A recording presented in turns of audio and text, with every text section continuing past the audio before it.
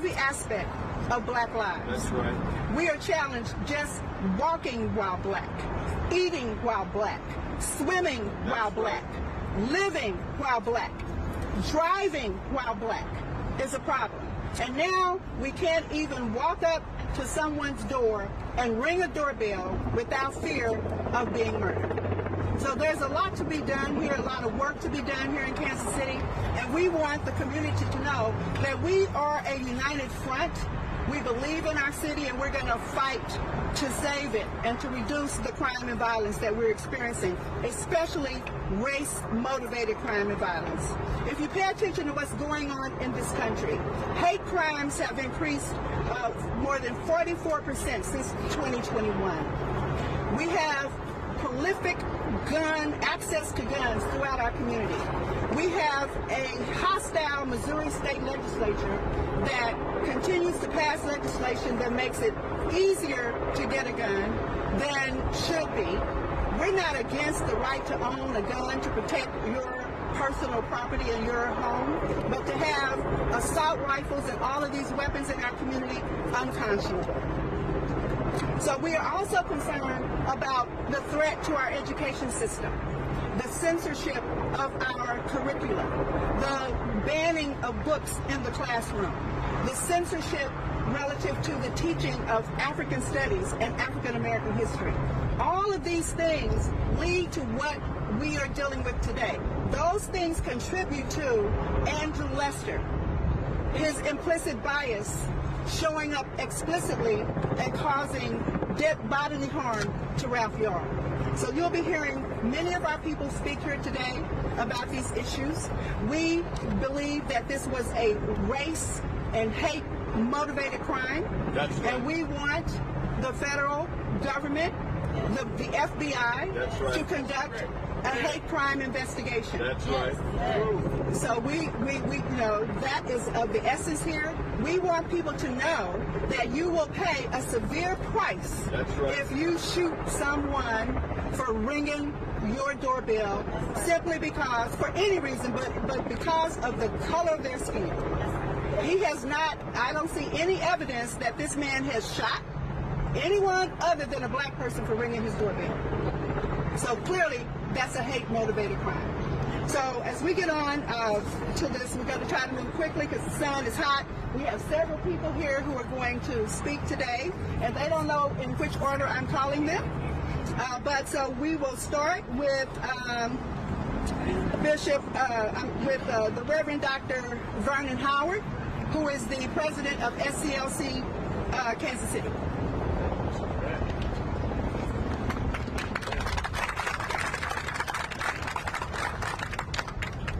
Firstly, we want to reiterate the message just given by Ms. Grant that we firmly believe that an investigation of race and hate as a motivating factor in the shooting of Ralph Yarl must take place. There is no denying the racial component of this shooting. We cannot deny that the state of Missouri is one of the most unsafe places for black people in America.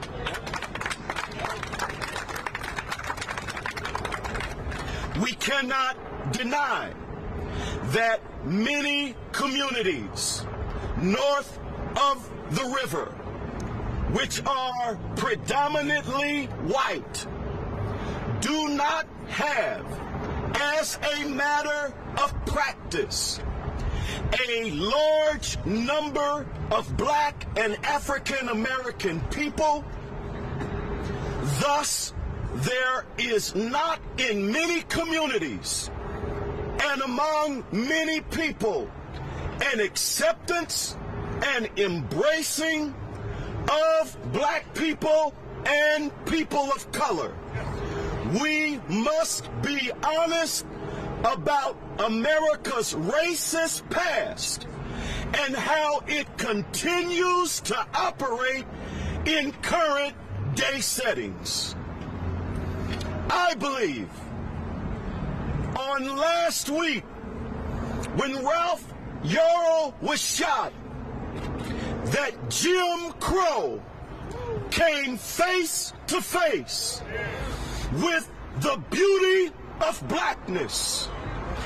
When he was shot last week, Jim Crow came face to face with black joy, black accomplishment, black beauty, black excellence, black innocence, black talentedness, black gifts, and simply told it, get away from here, and picked up a gun and shot it. Not once, but twice. This was heinous, it was evil, it was criminal in our opinions, and no longer will we sit back and be silent as it happens to our children. I'll clap myself for that.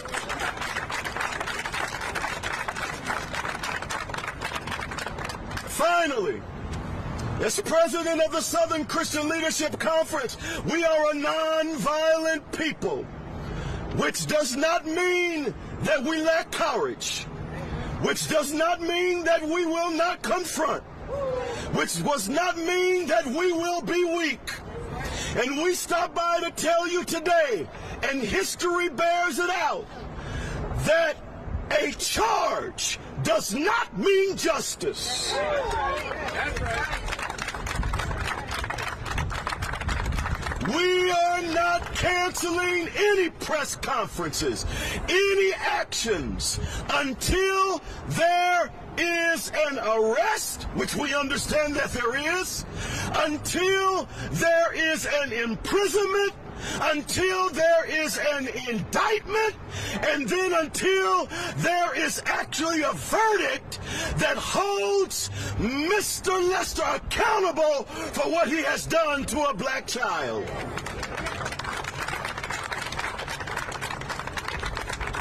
Finally, in the name of Jesus Christ, we call upon all of Kansas City, all of the metro, all of the state of Missouri to understand that there is nothing the justice system can do to repair what Ralph Yarl has lost. Therefore, what is real justice? I'm glad you asked. That never again, never again, never again, never again, never again, in the name of Jesus Christ, will hate and racism take away the health and beauty and future of a black child. God bless you and God keep you.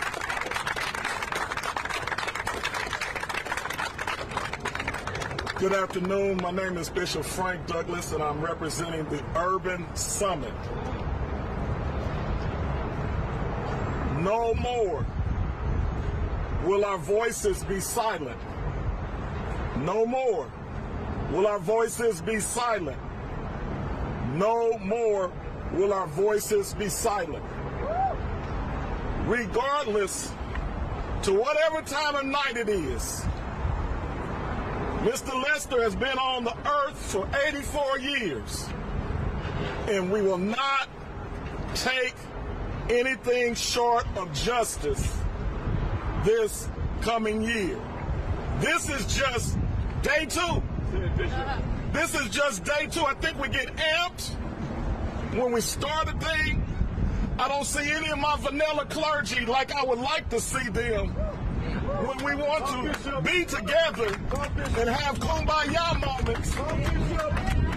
This is important This was a child 16 years of age. Look around you. Does not matter. We're all in the human race, but until it's 10 o'clock at night, we're not in the race anymore. And we are tired. We are tired of these type of tragedies and it being passé in our community. That young black man is just as important as any vanilla brother or sister that's standing here. His life matters. I know people are getting tired of words like wokeness. I've been woke most of my life. And sometimes y'all remind me at 10 o'clock at night. And if a grown man has to be reminded, this should never even have to happen to that young man with how brilliant his life had been up until this point. Now I want to say something to you. My dear friend Dr. Howard says that we're fronting Jim Crow. I want to say to you, we are facing American apartheid. Apartheid is anytime there is separateness in the way you view another human being based on nothing but what you see. And we are tired of American apartheid. Well, somebody said it like this.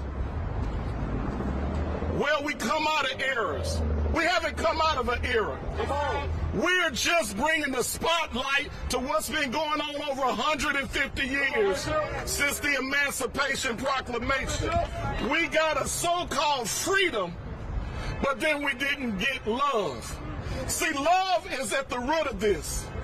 And I want to see, I have a lot of people that call Bishop Douglas when I have to go south and I have to go west. But I want to see you showing up, brother clergy, sister clergy. I see, and I'm appreciative of the ones that's here. But it's way more people that call me all the time that need to be standing up for this chocolate little boy. Come on, Bishop. Amen. Come on, Bishop. It's way more. Come on, Bishop. I don't care what you got you going on today. It's way more. And I'm going to end with this.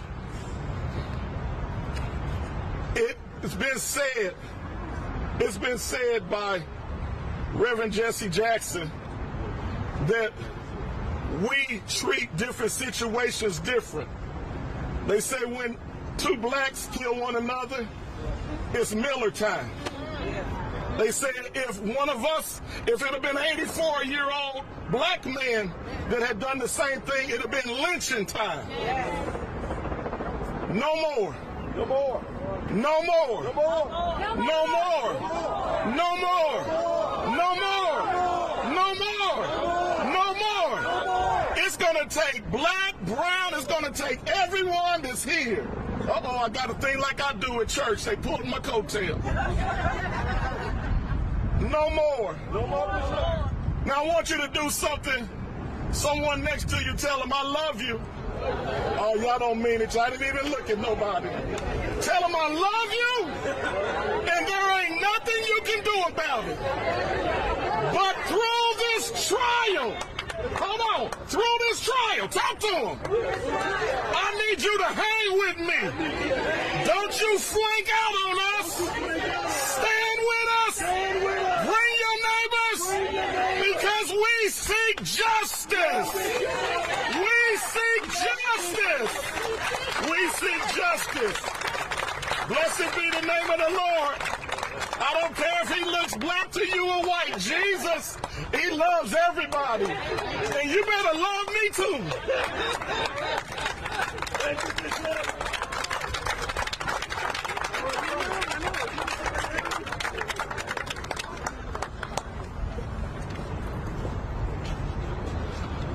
I'm Nimrod Chappell, president of the Missouri State Conference of the NAACP. I'm here today to bear witness to the atrocity that has spread Missouri across this nation yet again. It was 2017 when the NAACP invoked a travel advisory so that people would know that if you're a person of color and you're within the confines of this state, your level of justice is less than everybody else's. It doesn't matter whether you're on the road, whether you're in any of these courthouses that are flanking us. It doesn't matter whether you're in the school or in the hospital. Everything that you get is of a lesser quality and of a lesser degree. That has not changed. What we see are political people at the top of state government. We can say the governor, his cabinet, who now is less brown than it has been in the past. We can see that an Attorney General's report coming out on June the 1st will soon reflect that if you are a person of color, you're more likely to be pulled over than anybody else. If you're in Colombia, you could be 300% times more likely to be pulled over. This is the life that black people have been living within this state. We are here together to bear witness and to demand better, not just of ourselves, not just of communities like North Kansas City, but of the entire state. Because people like Lester have been killing us all along. We have been suffering injustice like Lester's all along. People might say it's not his fault. He didn't do it by himself. He's just one man. He is a symptom of what's going on in Missouri. We have got to change that. We can't afford for our kids who are involved in Girl Scouts and Boy Scouts, who are working with people who are delivering pizzas or packages to people's door, to all of a sudden be afraid to go anywhere. We know that people like Torrey Sanders, who simply ran out of gas in Mississippi County, found himself on the backside of a dark jail cell where the cameras were turned out. Still nobody prosecuted. This is not new. We have been covering up the truth for a long time. We think about Justin King, who was murdered in Crawford County. It's on film. They know who did it. No prosecution. What do we stand behind? What do we see? We see people trying to articulate laws that don't make any sense. We see people pushing forth a culture of death that takes us as the burden and leaves us with all the pain. It's time for justice to be applied equally to everyone regardless of color. Until we get there, Missouri will not be a safe place, not just for black and brown people, not just for women and the aged, not just for the disabled, not just for the faithful, but for all of us. We've got to do this not just for our lives that are fleeting, but for the next generation. If the courthouses are not open, right now they're closed to people of color, simply because if you sue somebody or try to sue somebody who harassed, discriminated, retaliated against you, said the wrong thing, touched you in the wrong way, you can't hold a person accountable. That's what Lester thought was going to happen to him. We will show them different. We will be here, we will be watching, and we will be paying attention until he pays the price. Thank you.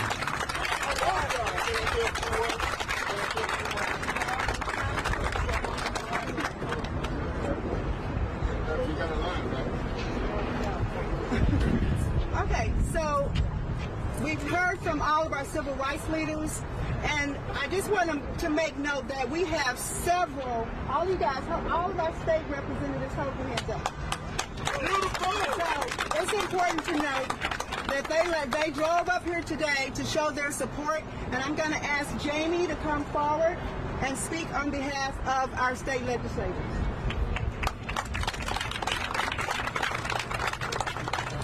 Good afternoon. My name is State Representative Jamie Johnson. I represent Missouri's District 12, House District 12. I am the only black state representative that represents a part of Kansas City's Northland.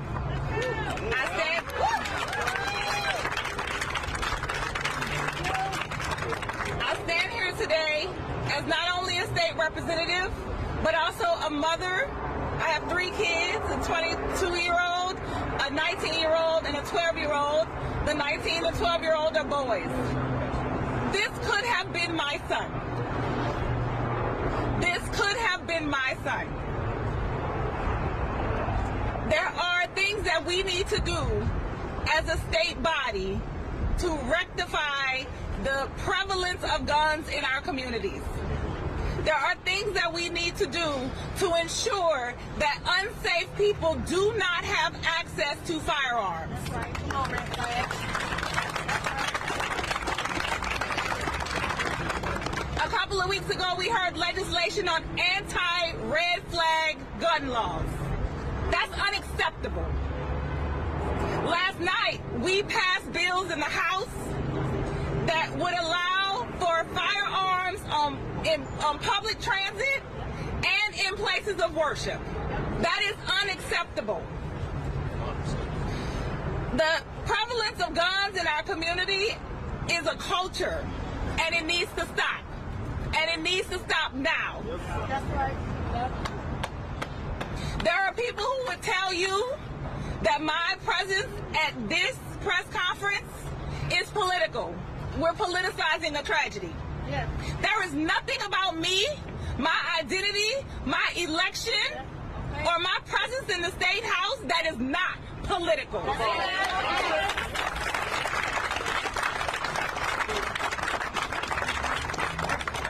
I said a couple weeks ago on the floor, we never needed anyone to love us. We need you to leave us alone so we can love ourselves. Thank you. Good afternoon, everyone. My name is Melissa Robinson. I'm on the City Council, the City of Kansas City. I represent the 3rd District. I want to recognize my colleague, Mayor Quentin Lucas, for being here. We have been on the phone many, many hours over this past weekend because of the circumstance and the situation of the attempted murder of Ralph Yarl. We represent the entire city. There is 129,375 black people in the city of Kansas City. And as Mr. Lester said that he was an unknown black man, an unknown black boy, there's a lot of unknown black people in this community, and we will not stand by and allow the terror of black people in our community. This is just the beginning. This is not the end. And all of our residents deserve a city council and deserve a city in which we will ask the tough questions about how this was investigated. That we will ask the tough questions about where do we go from here. My office today sent a letter to the U.S. District Attorney's Office asking for an investigation regarding a hate crime. As a mother of 2 black boys, it is really important that we not let up on the gas. That's right, Councilwoman. That we know that we have to continue to fight until justice is served. It's why in the City Council we push for an Office of Racial and Reconciliation. It's why we push for accountability for policing. It's why we push for reparations. It's why we're pushing to make sure that we're not only here saying the things that Black Lives Matter, but Black Lives do really matter in policy and action, indeed. And so we have to make sure that we stand in solidarity, that we stand united, and that we make sure that justice is served.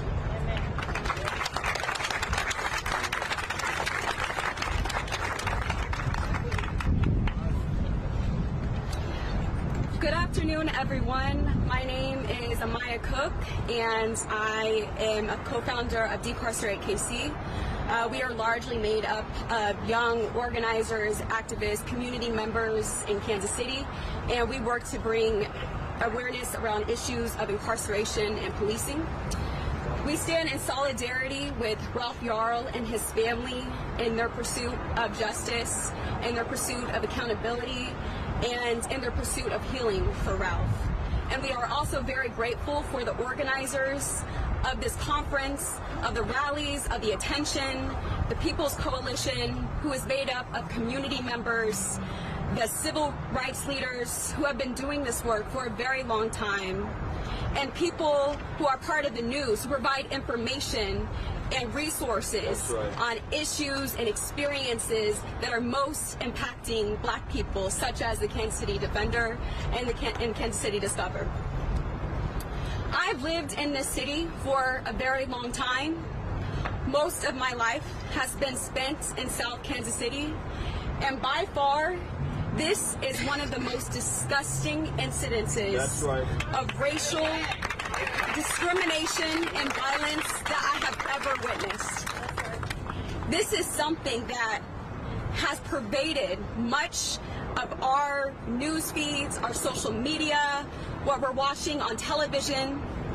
Ralph Yarl's face, his beautiful black face, is something we're now seeing, not because of his accomplishments, his excellence, his beauty of just being black, but because he was shot by a perpetrator of racial violence. That is not something we should be bringing attention to. We should not be here, but we are. And that is a shame that we have to be putting attention on our city because of these racial tragedies. At the same time of seeing Ralph Yarl's face across my social media, I was also seeing faces of white children attending a National Rifle Association conference. Their hands holding rifles and guns, pointing into the cameras, and I couldn't help but think to myself, is this the America that we're in, where we have black children being shot by white people while we're raising up white children to handle these guns? That is not the type of America that I want to live in, and that is not the type of America that we should be living in. We deserve better. We deserve better as Kansas City and as America. While I'm very grateful for all of the attention that has been brought because of this racial incident, I'm grateful for the celebrities, the president, the vice president, the national and international news sources that are here. I will say that none of this would have been possible if it weren't for the community members and community leaders who are on the ground every day, who are experiencing Kansas City every day, and said, no, this is not right. We deserve more. We deserve something different than just a charge where someone can walk away loosely for 4 days. We deserve more than just an arrest where someone can post bonds for $20,000. Is that what our lives are worth? $20,000? That is not justice. That is not peace. And we demand more as a community. And we will demand more. And we will get more. Because the community that I live in, the community that I experience every day, is more. And we are going to be fighting for that justice. Thank you.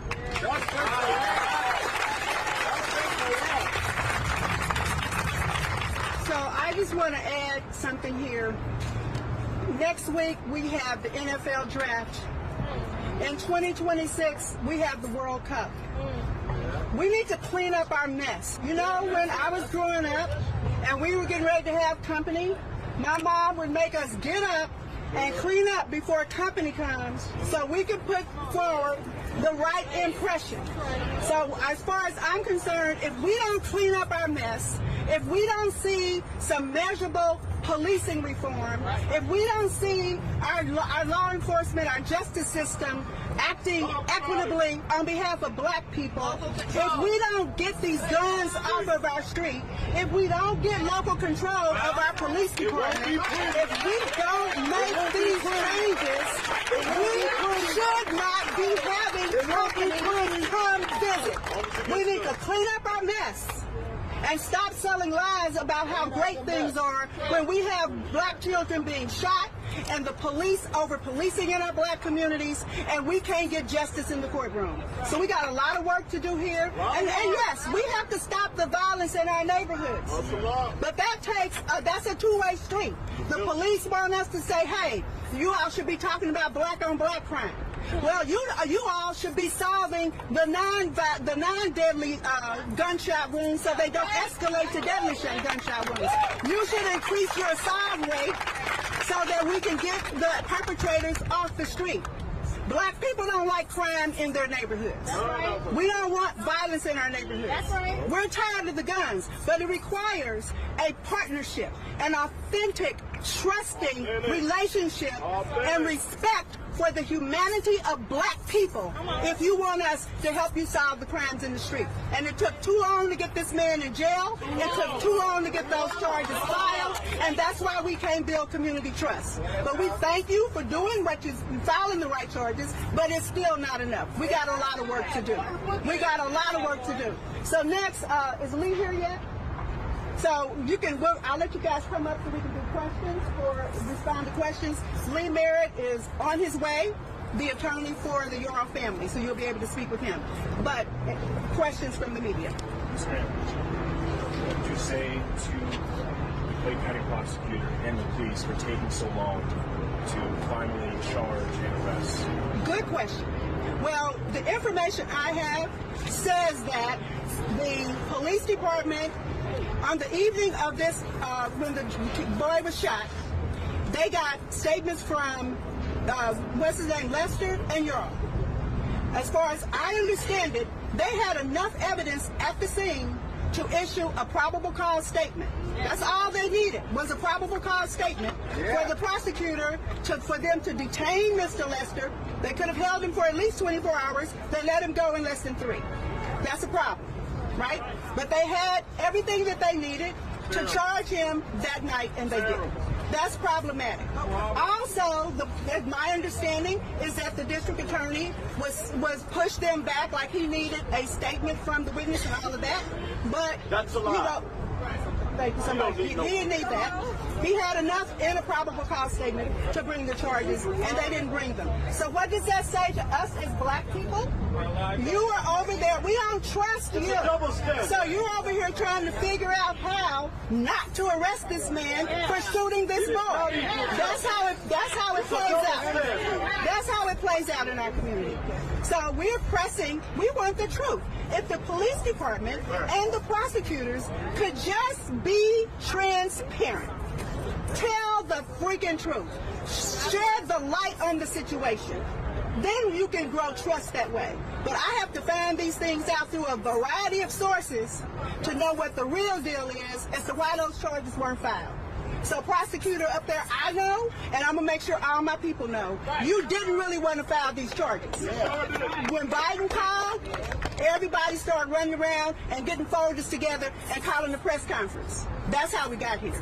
The national attention. It wasn't the local effort to get it done quickly enough. Have y'all contacted the Justice Department about the black implications of this crime? Yes, I did because of the lack of trust that we had specifically in this case, and the questions that I asked KCPD that just didn't add up in terms of the probable cause statement. We wanted to make sure that the DOJ is involved in asking the questions, is doing the investigation, because there's a huge lack of trust in the current system and how things played out, and the way that the victim was being described and the way that the perpetrator was being described. You could clearly see the implicit bias. You could clearly see that there's 2 justice systems in America, one for black people and one for white people, because there's no way that an African American who would have done that would still be there to walk around and then say that they're not a threat. And black people, we feel victimized, we feel terrorized every day. Every day. And so I had to explain to our city officials that we are now living in terror, and you're not doing anything about it. So that's why we need the DOJ to come in. That's why we need them to ask the tough questions. That's why we need them to do an investigation, a thorough investigation, and file hate crime charges, because black people will continue to feel hunted down and continue to feel like we're a moving target. All right. Yeah.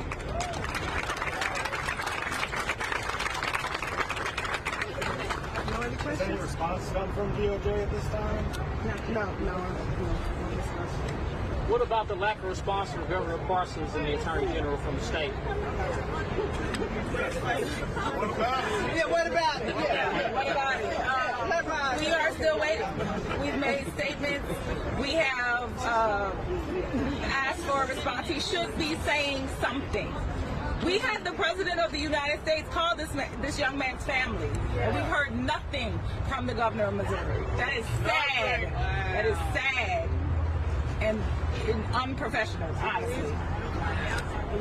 What's it like seeing so many people here, different colors, all here together? This is what America really is, right?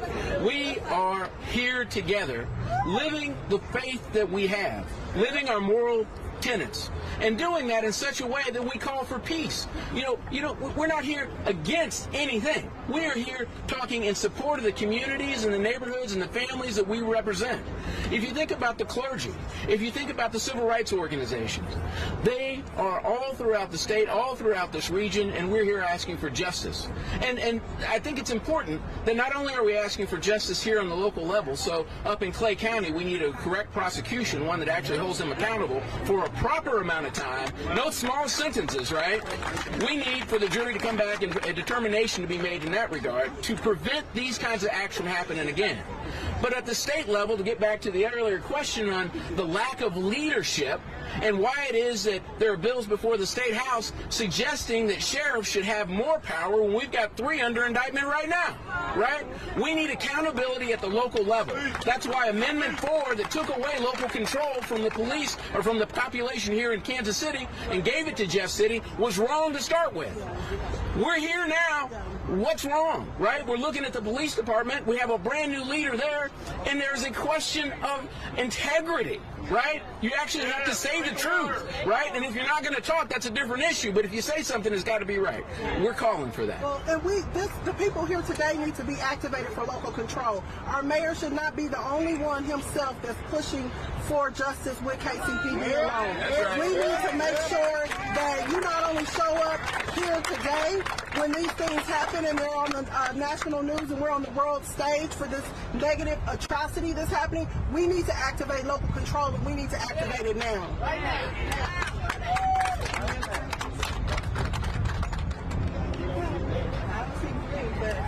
No more questions? Hopefully he'll get here before you totally pack up. Is there no more questions? They were up meeting with the prosecutor, so that's probably why. So thank you guys for coming. I have a question. So has he been arrested yet? Yes.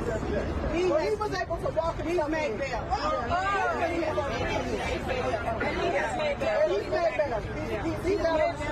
So basically he turned himself in. He was allowed to turn himself in. So if he had been black, would they have No. We don't know. We don't believe it would have been that. We got much grace. Any other questions from the media? Okay, thank you. It said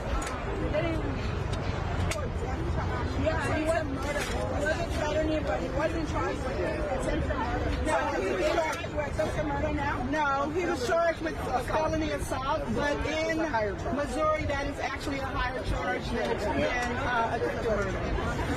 Justice for Ralph. Justice for Ralph.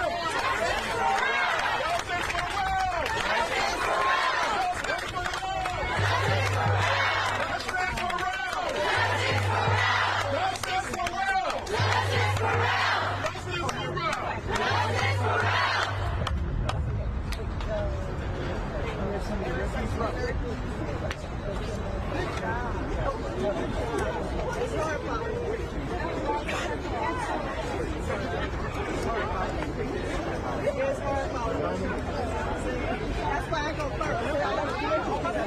That's why I